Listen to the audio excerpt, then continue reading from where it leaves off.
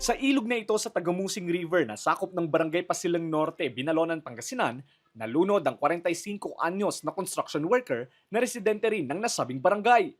Kwento ng asawa ng biktima, tanghali noong Biyernes nang magtungo sa ilog ang kanyang asawa kasama ang mga kaibigan nito. Nagkaroon umano ng katuwaan ng biktima at isa nitong kaibigan na magpatagalan sila sa pagsisid.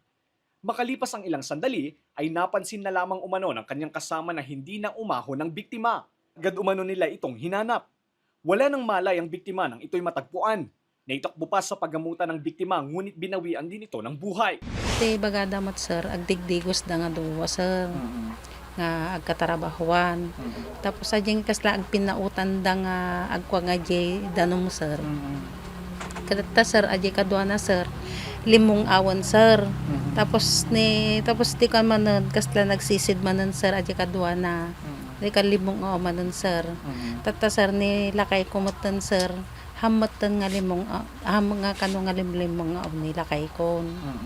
Di mi matamo garod sir no kasano nga nalmas nila kay ko ta aw garod hami matamo umeda lang sir imbaga itoy aji balasang na sir aji kumpare ni tagdigdigos da garod kano nga duwa sir aji katarabahuan na.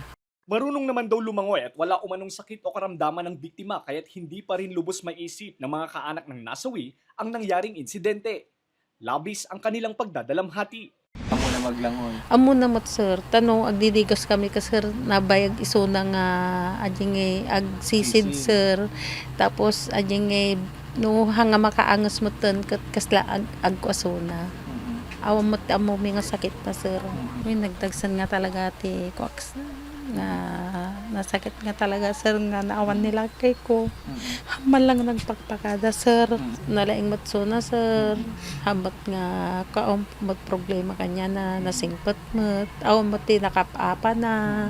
Patuloy ang paalala ng mga otoridad sa publiko na magdoble ingat sa paglangoy sa mga ilog at iba pang anyong tubig upang hindi na maulit ang kaparehas na insidente. Lester Narag, Balitang, Solid North.